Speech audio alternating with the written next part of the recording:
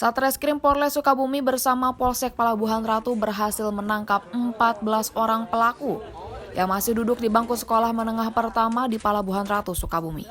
Dari 14 orang, 3 orang ditetapkan menjadi tersangka karena memiliki peran masing-masing.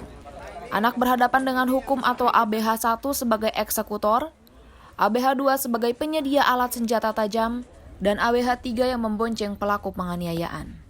Saat ini seluruh anak yang masih berstatus pelajar itu masih dalam pemeriksaan intensif Unit Pelayanan Perempuan dan Anak dan penyidik Satreskrim Polres Sukabumi. Dari hasil keterangan pelaku yang diamankan, mereka melakukan konvoi usai menghadiri acara di Pantai Palabuhan Ratu.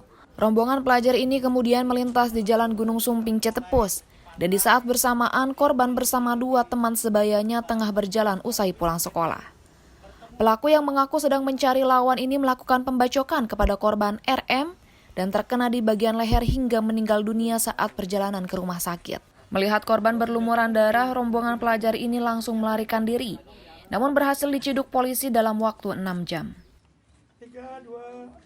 Dari 14 anak yang dilakukan pemeriksaan dan dilakukan gelar perkara secara maraton, akhirnya dari penyidik mengambil kesimpulan bahwa dari 14 orang tersebut ada 3 anak berhadapan dengan hukum. Dengan peran masing-masing adalah ABH 1 atau anak berhadapan dengan hukum 1 adalah eksekutor, ABH 2 selaku pembonceng dari eksekutor, dan ABH 3 adalah selaku yang menyediakan alat.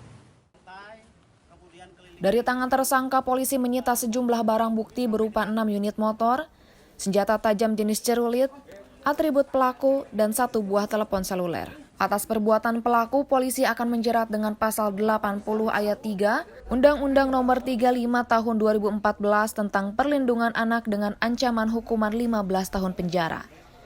Dalam penanganan kasus ini, kepolisian akan berkoordinasi dan berkolaborasi dengan berbagai instansi terkait dan ahli psikologi dalam upaya mengatasi kejadian ini tidak kembali terulang.